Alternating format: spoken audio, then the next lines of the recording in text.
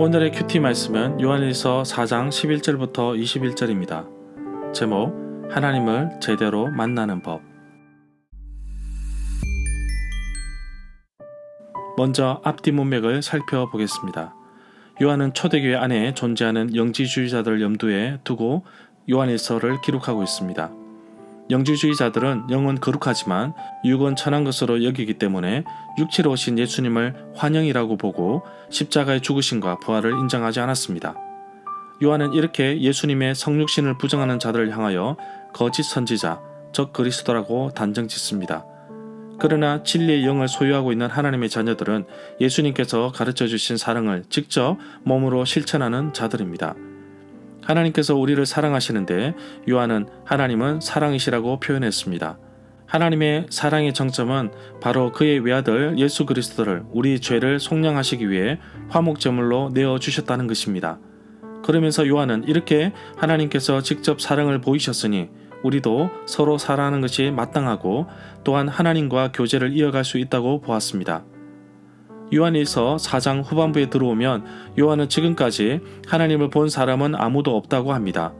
그러나 하나님의 사랑은 우리 안에서 서로 사랑할 때에 하나님께서 우리 안에 계심을 확신할 수 있었습니다. 또한 성령을 통해서 알 수 있습니다. 영지주의자들이 영적으로만 교제하려고 했는데 하나님을 제대로 만나려면 혼자 영적으로 생각하지 말고 서로 사랑할 때 하나님이 우리 안에 거하신다고 말하고 있습니다. 영지주의자들이 몸을 하찮게 여기지만 요한은 결국 우리가 몸으로 서로 사랑할 때, 몸으로 사랑을 실천할 때 하나님과의 교제를 이어갈 수 있다고 하였습니다. 결국 심판대 앞에서 우리가 어떻게 몸으로 사랑을 실천했느냐에 따라서 두려움이 없이 설 수 있을 것이라고 당부하고 있습니다. 문단을 나눠보겠습니다.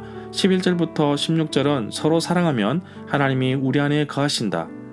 17절부터 21절은 사랑이 온전해지면 두려움이 없습니다. 12절에 보면 지금까지 어느 누구도 하나님을 본 사람은 없습니다 라고 하였습니다. 요한복음 1장 18절에 본래 하나님을 본 사람이 없으되 아버지 품속에 있는 독생하신 하나님이 나타내셨느니라고 말씀하고 있습니다. 하나님의 사랑은 우리가 서로 사랑할 때 완전해집니다. 형제를 서로 사랑한 것을 입증하시는데 그 근거는 20절에서 말하고 있습니다. 14절에 보면 아버지께서 아들을 세상의 구주로 보내신 것을 보았고 또 그것을 증언한다고 말하고 있습니다. 하나님께서 그 아들을 세상에 보내신 것은 세상을 심판하려고 하신 것이 아니라 그 아들로 말미암아 세상을 구원받게 하시기 위함입니다. 그래서 그의 아들 곧 예수 그리스도가 세상의 구세주이십니다. 하나님께서 그의 아들 예수 그리스도를 이 땅에 보내신 이유를 요한일서 2장 2절에서는 우리의 죄를 위한 화목제물로 보내셨다고 하셨습니다. 온 세상의 죄를 위한 화목제물이 되신 것입니다. 그래서 예수님께서 구세주로 화목제물로 오신 것을 우리가 증언하는데 우리가 들었고 눈으로 보았고 자세히 보며 손으로 만진 것이라고 하였습니다. 15절에 보면 이 구절에 관련된 말씀을 찾아보면 로마서 10장 9절인데 바울은 입으로 예수를 주로 시인하며 또 하나님께서 예수 그리스도를 죽은 자 가운데서 살리신 것을 내 마음에 믿으면 구원을 받으리라고 하였습니다. 16절에 보면 하나님은 사랑이십니다. 우리가 서로 사랑하게 되면 하나님은 우리 안에 계십니다. 또한 그의 사랑을 온전하게 이룰 수 있게 되는 것입니다. 사랑을 하는 자, 계명을 지키는 자가 주 안에 거하고 주는 우리 안에 거하십니다. 또한 성령으로 말미암아 주께서 우리 안에 거하신다는 것을 우리가 알 수 있는 것입니다.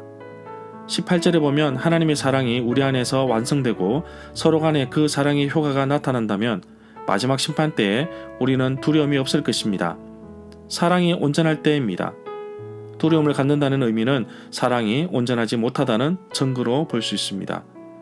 19절에 보면 우리가 서로 사랑하는 것은 하나님께서 우리를 먼저 사랑해 주셨기 때문입니다. 우리가 하나님을 사랑하는 것이 아니요 하나님이 우리를 사랑하셔서 우리 죄를 속하기 위하여 화목제물로 그 아들을 보내셨습니다. 20절에 보면 예수 그리스도를 안다고 하면서 예수님의 계명을 지키지 않는다면 거짓말하는 사람이요 진리가 그 속에 있지 않는 사람입니다. 21절에 보면 하나님의 사랑을 자기 형제 자매들에게 실천하는 것이 매우 중요합니다. 하나님께서 자기 아들을 내어주면서까지 우리를 사랑하신 것처럼 우리도 받은 그 사랑을 다른 사람에게 쏟아야 합니다. 절마다 상세한 설명과 구절에서 그리고 핵심 내용과 중심 줄거리는 네이버 블로그에 올려져 있습니다. 내게 주시는 교훈입니다. 하나님은 우리가 서로 사랑할 때 우리 안에 거하시는 분이십니다. 저도 지금까지 살아오면서 정말 좋은 관계로 남아있는 분들도 있지만 아직까지 그 문제가 해결되지 않는 사람도 있습니다. 물론 그분을 본 지도 10여 년이 흘렀습니다. 그리고 그분은 자기의 잘못을 잘 모릅니다. 그렇다고 가서 따질 수도 없습니다. 말씀을 묵상하면서 그분을 용서해야겠다고 생각하였습니다. 시간이 약이라는 말처럼 시간이 지나면 잊혀지는 것이 아니라 내 안에 계신 하나님의 사랑이 그때 받은 상처와 아픔보다 더 크기에 그 상처를 덮어버렸습니다. 도리어 하나님께서 주시는 사랑이 제게 더 큰 은혜가 되었습니다. 이렇게 점차 내 삶에서 좋지 않았던 사람들과의 관계를 하나씩 풀어갈 수 있었으면 좋겠습니다. 눈에 보이지 않는 말과 마음으로 사랑할 수 있을까요? 하나님은 그의 아들 예수 그리스도를 화목제물로 내어주셔서 우리의 죄를 속량하셨는데 직접 몸으로 그 사랑을 보이신 것입니다. 하나님을 사랑하는 방법은 바로 형제 자매를 사랑하는 것이며 또한 눈에 보이는 말과 눈에 보이는 사랑으로 표현하는 것입니다. 오늘 하루 가장 가까운 가족에게, 동료에게, 동력자에게 사랑을 표현하면 좋겠습니다. 그리고 그분들에게 어떻게 사랑으로 섬기며 도울지 생각해 보기를 원합니다. 삶으로 실천할 때 하나님의 사랑을 내 몸으로 느끼고 또 전달하는 하루가 되기를 간절히 소망합니다.